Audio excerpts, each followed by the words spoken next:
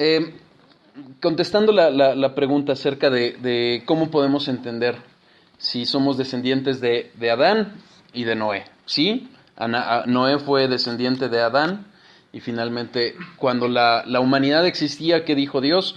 Lo vimos incluso cuando empezamos a hablar de la depravación del hombre, que Dios vio lo que había hecho el hombre y decía, y se admiró de la depravación que tenía y cómo estaba tan aferrado el pecado en él, en el hombre, que lo destruyó. ¿Qué es lo que hizo? Lo que hemos visto. Soberanamente escogió a 8 personas.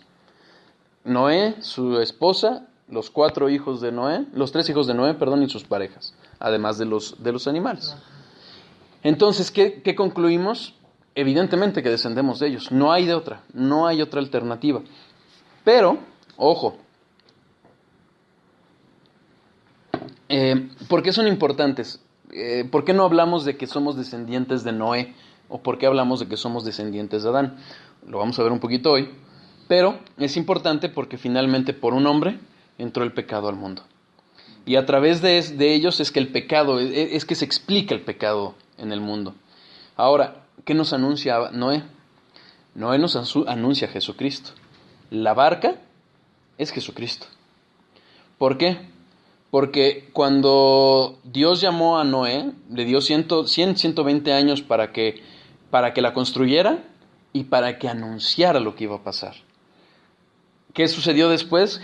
Dios anunció que vendría el juicio, ya no por agua, ya no va a venir el segundo juicio, bueno, o el juicio total definitivo con agua, sino va a ser con fuego, con azufre. Y anuncia a través del arco iris esa promesa. Y entendemos que sobre ese juicio que viene sobre todos y que no hay salvación más que a través de la barca, más que a través de Jesucristo. Entonces, por eso están esas 2 historias en la Biblia, ¿correcto?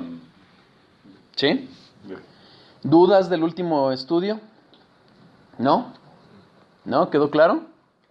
Sí quedó claro, nada más como que es un poquito difícil entender la soberanía y la responsabilidad, ¿no? O sea, digo, creo que hay que seguir adelante, pero sí, al final la responsabilidad la pone Dios en su soberanía. Sí, totalmente. Totalmente. No hay libre albedrío, ¿no? Es lo que se dice. No hay libre albedrío. La única libertad de la que podemos hablar es la que te da Cristo. ¿Qué es lo que sucede? No es una imposibilidad como tal, porque entonces podríamos hablar de Jesucristo, de injusticia al que Dios condenara, pero es una realidad que el hombre voluntariamente y responsablemente no quiere ir a Dios. Podría, pero no quiere. Y no lo va a hacer. No lo va a hacer, porque está la enemistad de nosotros para con Dios, que no vamos con Dios a menos de que Él nos mueva. Ok, a menos que Él nos mueva. Quiere decir que en realidad esa responsabilidad finalmente es porque Dios la quiere. Sí, claro. De seguir. Claro. O sea, ¿y eso en qué sentido obraría? Porque todos decimos, sí, yo quiero a Dios, es mi Dios, etcétera, pero en un momento dado se refiere a aquellos instantes en los que tienes que hacer esto por Dios y prefieres hacer otra cosa, o sea, que te cuesta trabajo moverte para... Depende para qué efectos lo hablemos. Sí. Porque si hablamos para efectos de salvación, que tenemos que hacer algo y no lo hacemos, no, porque la salvación es por mera fe. Uh-huh. ¿Sí? ¿Qué es lo que sucede? Nuestro rechazo hacia Dios es hacia Dios en su todo. Uh-huh. Porque generalmente podemos decir, bueno, es que a mí sí me gusta el Dios de amor, el Dios de compasión, el Dios de misericordia. Pero a mí no me gusta, por ejemplo, de hecho de eso hablábamos cuando hablamos de Dios como espíritu. Uh-huh. A mí no me gusta hablar de Dios como juez. Pues entonces estás rechazando al Dios de la Biblia y al verdadero Dios, por ende. Porque cuando uno rechaza una parte del Dios revelado, está rechazando al Dios, al único Dios. Y está formándose un ídolo en su corazón. A mí me gusta la parte bonita. A su modo. No podemos. No podemos. Por eso es un engaño de nuestro corazón cuando decimos, es que yo quiero a mi Dios. O sea, a mí me gusta el Dios que me habla de esta forma y no de esta otra forma. Ah, bueno, entonces tú quieres un Dios diferente. Dios es uno y punto. Y punto. Sí. Okay. O sea, es lo que se le conoce como exclusivismo. O sea, hay el pluralismo, que es todos tienen la razón, Hay el inclusivismo que dice, bueno, algunos tienen un poquito de razón, yo tengo un poquito más. Pero realmente lo que enseña la Biblia es que somos exclusivistas en el sentido de que es este Dios y no hay otro. Alá es un demonio. No es que sea el mismo Dios del que hablamos. El Dios de los mormones, por ejemplo. Ellos dicen, bueno, es que Jesucristo, Satanás y Jehová son hermanos. Y hay muchos dioses y podemos alcanzar a ser dioses. Ok, tu Dios es diferente. Y ellos son particularmente complicados porque ellos dicen, creemos en el mismo Jesús. No, no es cierto, no creemos en el mismo Jesús. Los musulmanes, Alá, los testigos de Jehová, es que dicen, nosotros somos cristianos. No, no son cristianos, porque ellos creen que Jesucristo es el arcángel Miguel. O es un profeta, ¿no? Exactamente. Los católicos en última instancia serían como algo más parecido. No, de hecho realmente no. ¿Por qué? Porque, ¿qué es lo que dice Dios? Dios dice a quién debes de adorar y cómo debes de adorar. En el momento en que hay una reverencia, si nosotros analizamos la doctrina católica como tal, nos vamos a encontrar que se pelea mucho con la Biblia, por varios aspectos, por mencionar los más trascendentes, ¿no? Primera de Timoteo 2:5 dice, porque solo hay un Dios y un mediador entre Dios y el hombre, Jesucristo. Entonces, cuando una persona se postra ante alguien más, exacto, está violando esa realidad. ¿Qué es lo que sucede? ¿Y qué es lo que hay detrás de esta idea, por ejemplo? La idea es presentar a un Dios lejano, ajeno a ti, que necesitas a alguien, a una figura materna, ¿sí? Entonces, te distorsionan a Dios. Porque finalmente, por ejemplo, ¿qué es lo que ves en Jesucristo en un crucifijo? Te mueve a compasión, te mueve a un sentimentalismo. Pero si nosotros analizamos realmente lo que sucedió en la cruz, no es tal. Es Dios soberano ejerciendo justicia y amor, sí, pero no como víctima. Y de hecho, ese es un problema en las misas. En las misas, lo que se le conoce a la hostia se le llama víctima. Y lo que si uno analiza los concilios católicos que explican las misas, dicen, bueno, cada misa repetimos un sacrificio. Y es necesario ese sacrificio para poder salvar a la gente que viene y que come esa hostia. Si nosotros lo analizamos desde el punto de vista bíblico, en Hebreos enseña con toda claridad que solo hay un sacrificio, el que se hizo en la cruz, y es perfecto. Por eso es que Jesucristo en el momento en la cruz, dice Juan 19:31, consumado es, tetelestai. Ahí se acabó. Ya no hay necesidad de otro sacrificio. Entonces lo que sucede es algo diferente. Esos son los más importantes. De hecho, pues, yo llegué a tener un conflicto con mis papás porque cumplieron 50 años y dije, yo no puedo ir a la misa, por esa razón. Porque sí es algo que trasciende a lo que enseña la Biblia y muestran a Jesucristo como una víctima. Entonces hay que tener, es por eso que no podemos hablar del mismo Dios. ¿Sí? Además de la salvación por obras, exacto. Porque algo que enseña el catolicismo es justamente que necesitas 7 sacramentos. Y si no los cumples, no puedes llegar al cielo. Sí, el bautizo. Exacto. La primera comunión. Y la Biblia solo habla de 2 sacrificios, de 2 sacramentos, perdón. El bautizo y la Santa Cena. Pero ninguno de ellos es para salvación. La salvación no es por obras. La salvación no es por obras. Okay. ¿Sí? Y de hecho incluso también, por ejemplo, la doctrina del purgatorio.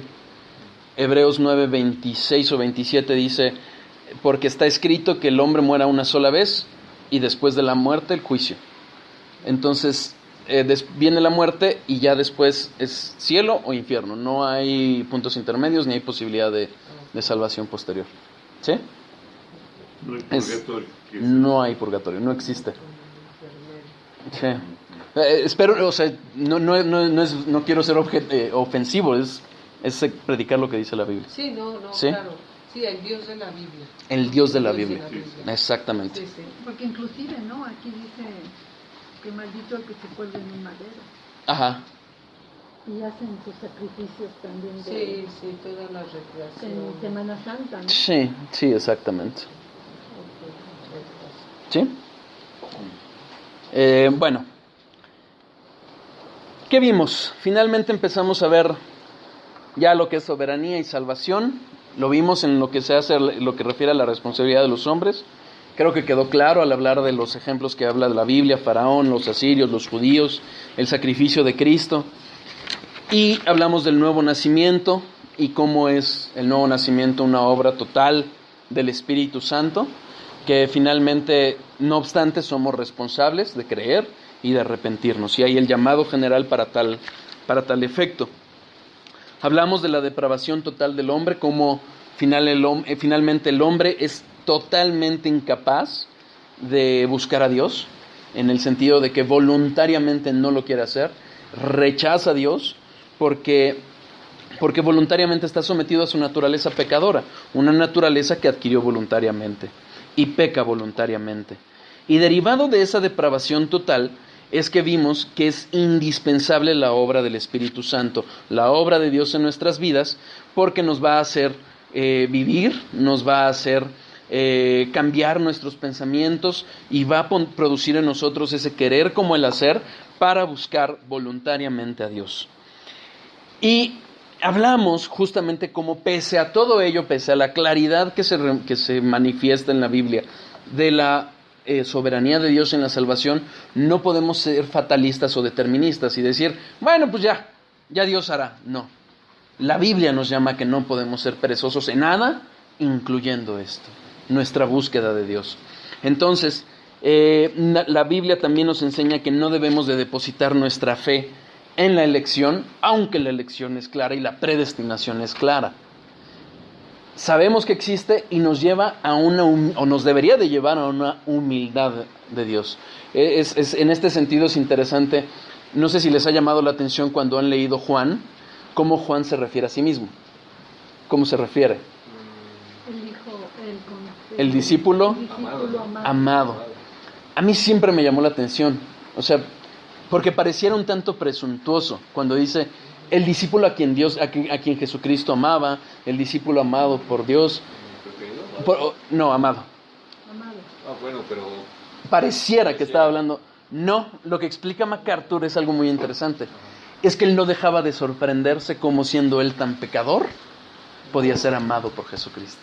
Entonces, en realidad era una actitud de humildad de parte de Juan y no una presunción. Es impresionante. Porque eso. A pesar de que habla del libro de Juan o de Primera de Juan, nunca menciona su nombre. Nunca se refiere a sí mismo. Hablamos entonces qué es lo que teológicamente conocemos como compatibilismo. No podemos hablar de una doble predestinación, es decir, que Dios predestina a unos para salvación y a otros para condenación, aunque pareciera que sí lo... O sea, si nosotros ejercemos nuestra lógica nos va a llevar hacia ese camino. Pero la revelación es otra. Y nuestra lógica es limitada.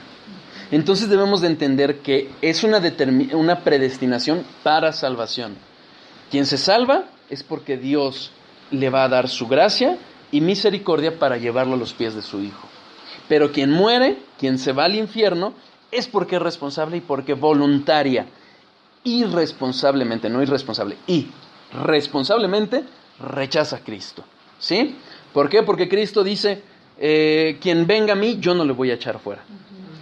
No sé si vieron lo que les mandé hoy acerca de una pregunta que hace A.W. Pink y que dice, déjenme ver si lo alcanzo. La azulita, ¿no? Que decía sobre creer. No es un acto espontáneo ni de repente, ¿no? Es como un camino en su entendimiento. No, pero la de hoy fue una amarilla que dice, la pregunta equivocada es, ¿por qué un Dios amoroso envía a la gente al infierno?